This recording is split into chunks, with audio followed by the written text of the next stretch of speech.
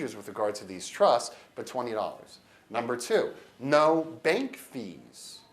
Bank can't charge fees. If you only have $20 in the trust initially, and believe it or not, at the end of any month, you're still going to only have $20 in the trust, the bank can't charge fees.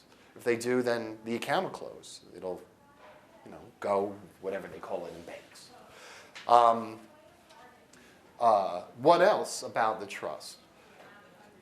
When a person opens an account at a bank for a trust, the trust is supposed to have its own Social Security number. It's called an Employer Identification Number, EIN. And for years, banks said, all right, you can use your Social Security number, it's no big deal. But within the last 5 years, all the banks now require an EIN number, an Employer Identification Number for a trust. Well, the state of New Jersey said, no, you can't use EIN numbers. You have to use Social Security numbers. So, we all deal with banks. We know what they're like. They have procedures. There's people. They sit behind computers. Believe it or not, those computers at those banks, if they punch in something that doesn't work, it stops. You can't open the account. This next screen won't come up on the computer. So our first challenge of establishing these QITs was to overcome this issue with the banks. And what I do is I contact the bank in advance, and I'm suggesting that you do the same thing. I get them a copy of the trust in advance. I give them this memorandum, which you all have in your materials, that the state sent to the Banking Association. And I tell them, look, I'm coming to your bank to establish a trust. There's going to be no more than $20. You can't charge fees. And we're going to use my mom's Social Security number. Is that okay? Are you going to set up my account? And we're getting mixed responses.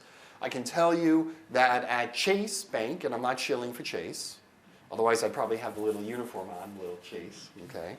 They know about this, and their computers actually have a category where the people in the bank can look it up and see, all right? They know about this at TD Bank. I've also opened up this type of account at a variety of different credit unions. And credit unions seem to be pretty good. They're pretty flexible as compared to some of the major banks.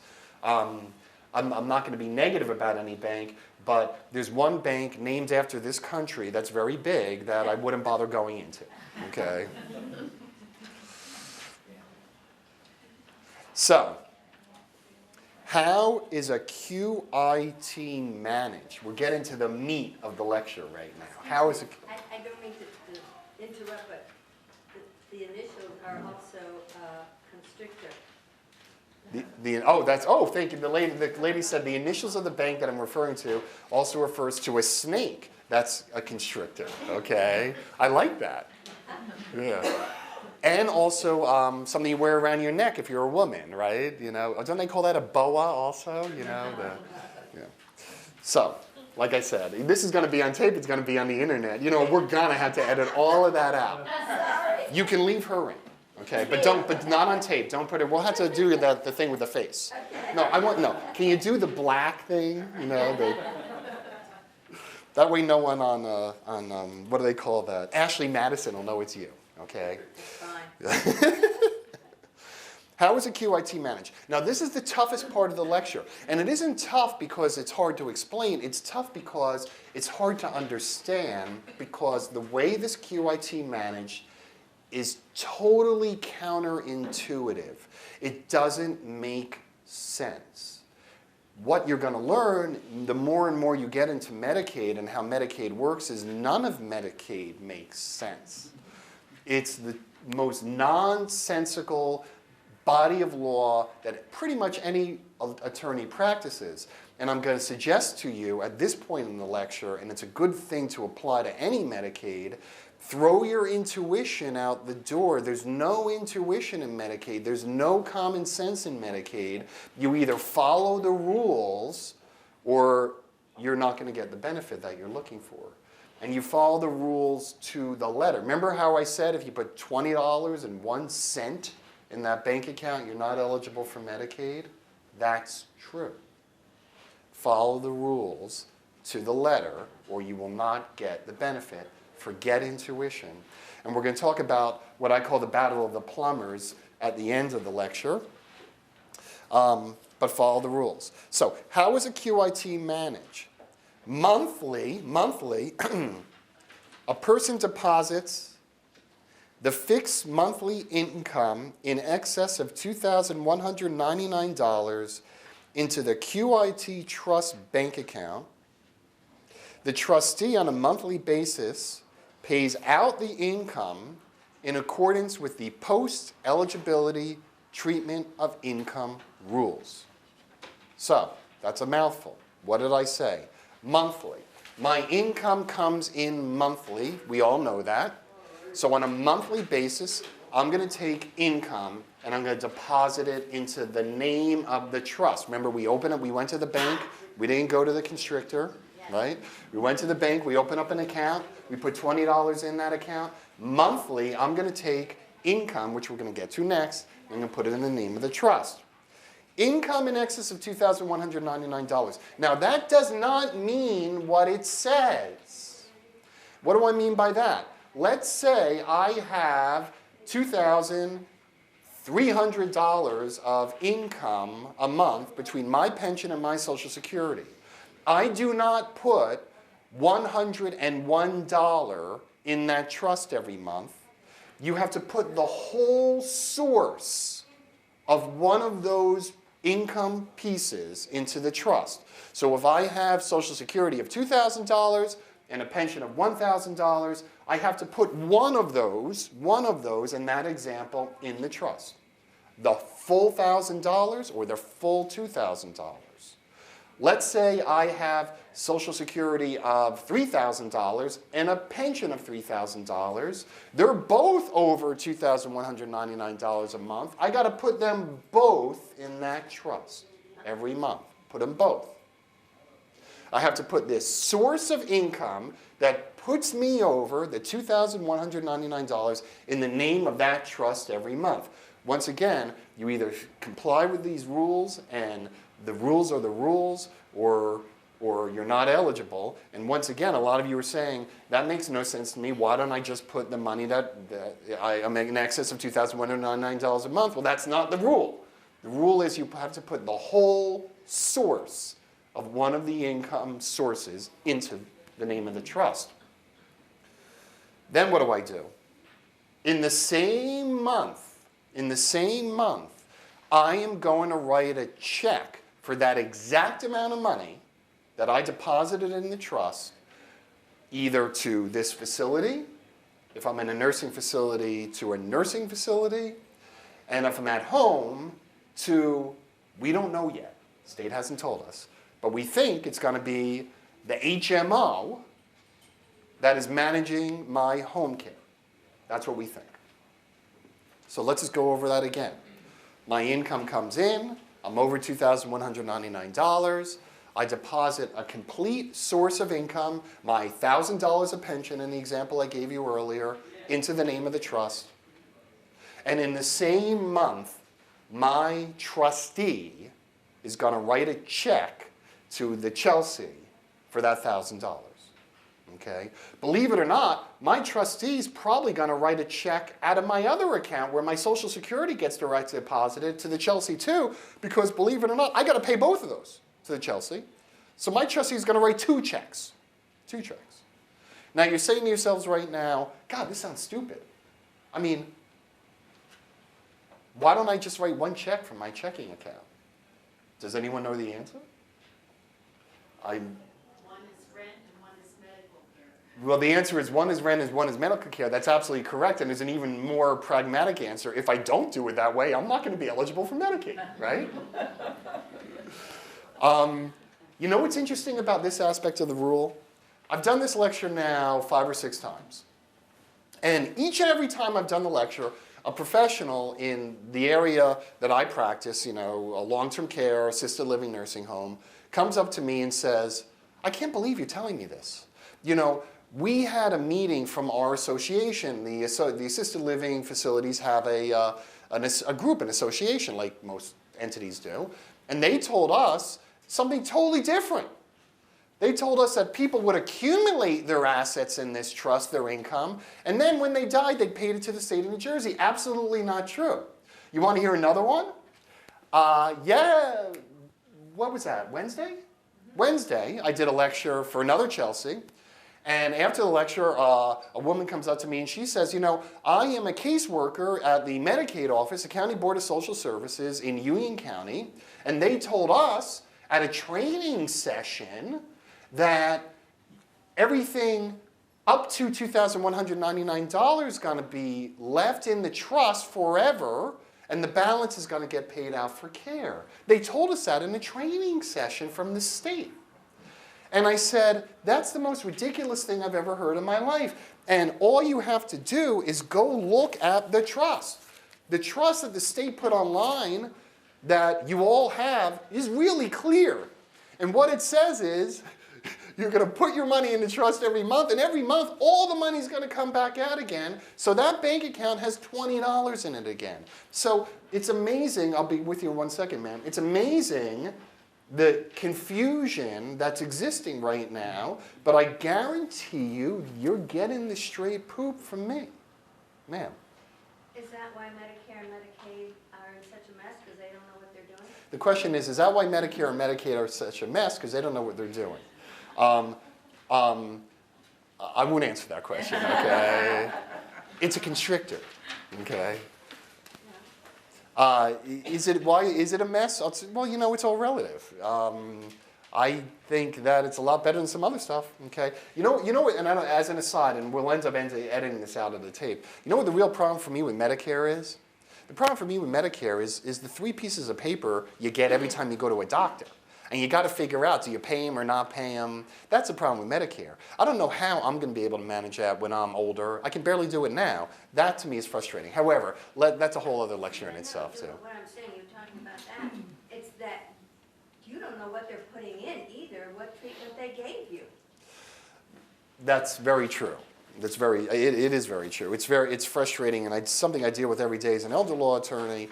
But, you know, unfortunately, this is the way of the world, and we all have to live with it and move on, and at least we got some health care.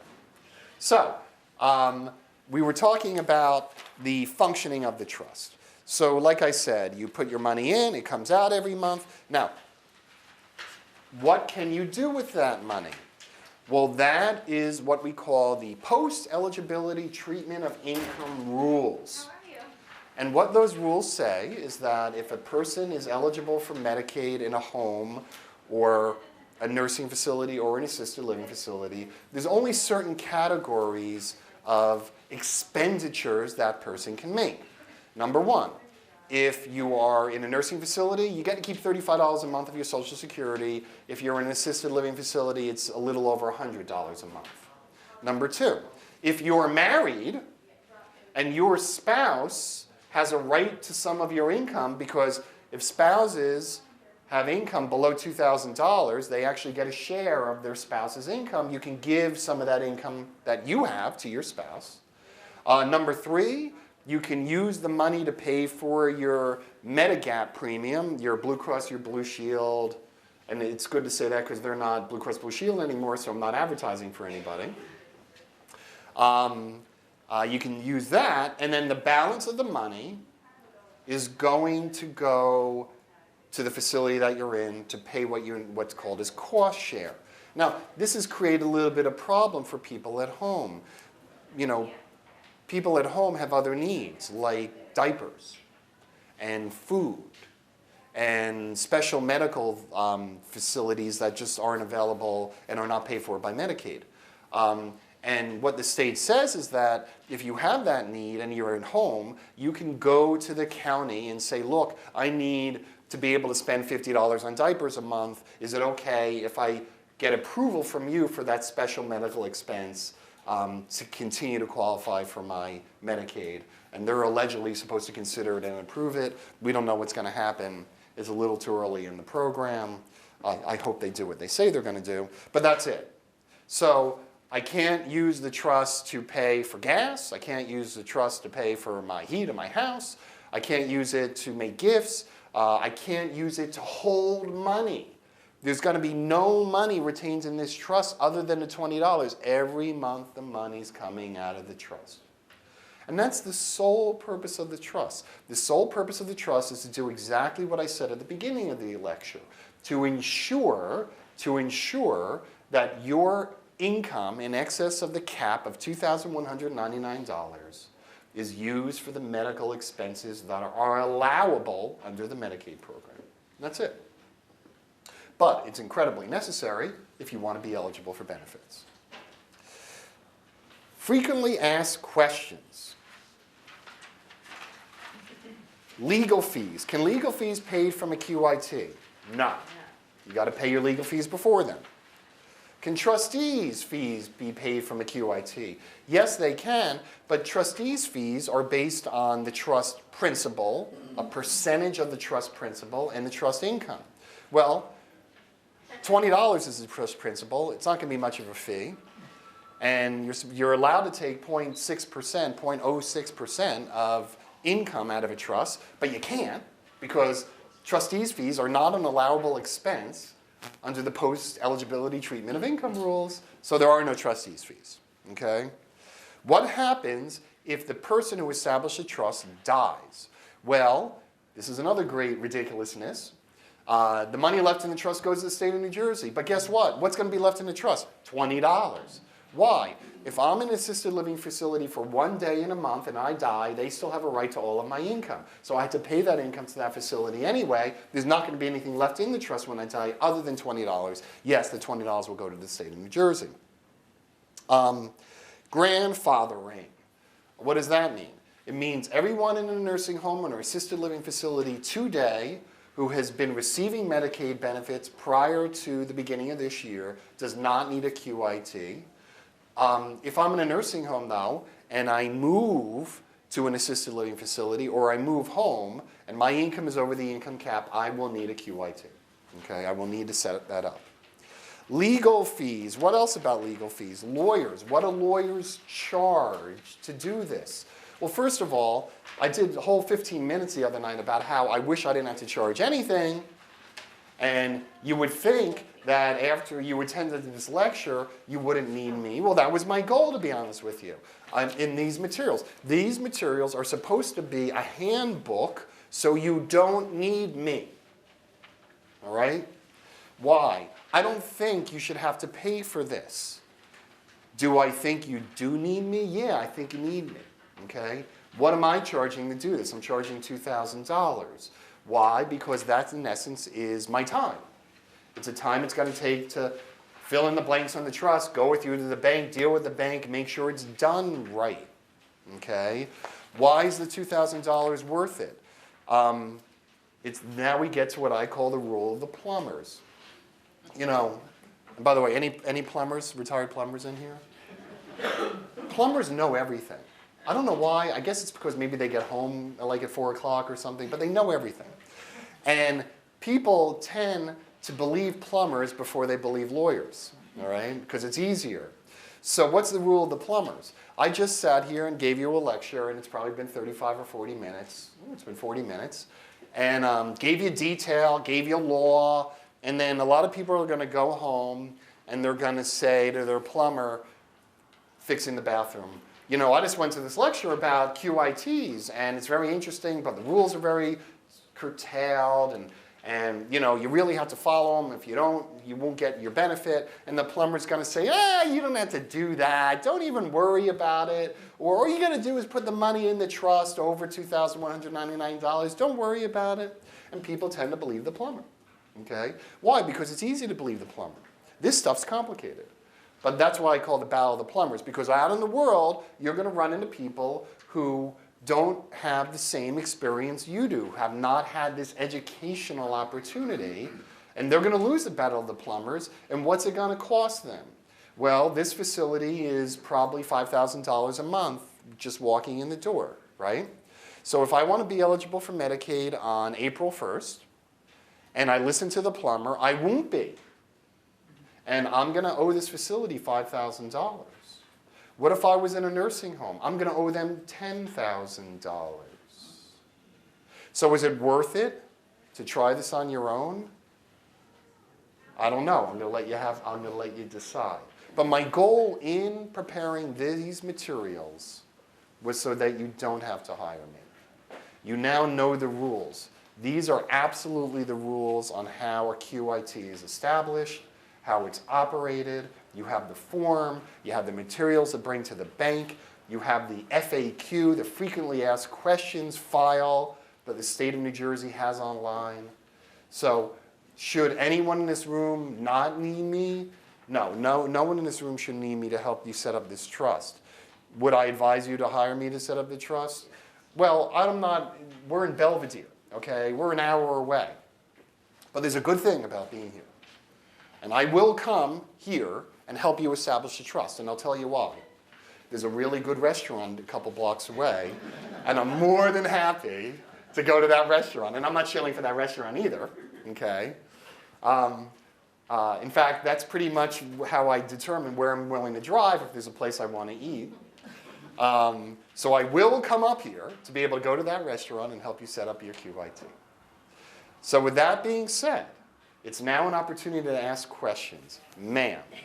You seem to be asking another question. Okay, is that a set fee? I mean, once you establish the trust, or is there more after? The question is the $2,000 a set fee once you establish the trust? The answer is absolutely. Okay? My goal in that fee is for you to really understand, and your trustee really to understand what needs to be done. In the first couple of months, there's going to be some questions. And I anticipate, and that's why I build it into the fee, follow-up. Every year, people's income goes up a little bit, and there's going to be some questions when that happens. I get questions from accountants all the time. How do I put this trust on my taxes? I'm getting those right now. It's tax season. So I anticipate there will be a little bit of follow-up, but that's it. It's a flat fee. More questions? Go ahead. It's okay, and then I'll let this gentleman go. Okay? What is considered a malpractice suit when you get money from medical settlement? The question is, what is considered a malpractice suit when you get money from medical settlement?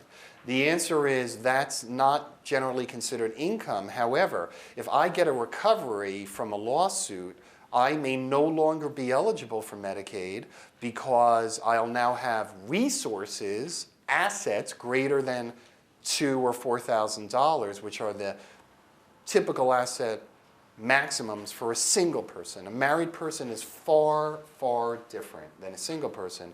So even though it may not be income for the QIT purposes, it may make me ineligible for Medicaid because I now have assets over the asset limit. Sir? In an IRA, the minimum withdrawals that they have to take on a yearly basis, is it better to do that monthly, to put it into the trust? The question is, in an IRA with the required minimum distribution that you typically get yearly, are you better off doing that monthly because it's a trust? No, it's a really, really good question, and one that hasn't been asked before. Here's the answer, though. It's unfortunate. Medicaid is going to take that required minimum distribution, and they're going to spread it out over the course of the year in determining how much a person has to pay the facility. And the facilities are used to dealing with that. They know they're not going to get that money until the RMA comes in. So do you have RMD? Do you have to get your RMD monthly rather than annually? No. Would I? I probably would. And I would probably treat it as income because it is, and I would probably run it through the trust if it's income that puts me over the $21.99. That's a great question. Okay, that's really a good question.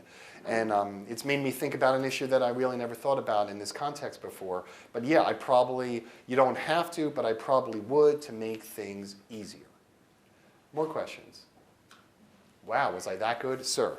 How far, let's say you establish this trust, how far is Medicare behind in their paperwork? The question is, let's say you establish your Medicaid, your qualified income trust. How far are they behind in their paperwork? It's different on a county-to-county basis, but they're really far. Okay?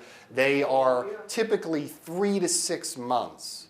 Now, I love this question. Why? It raises a lot of issues. Number one, Medicaid eligibility is retroactive to the date you apply. You can actually go 3 months back from your application if you were financially eligible.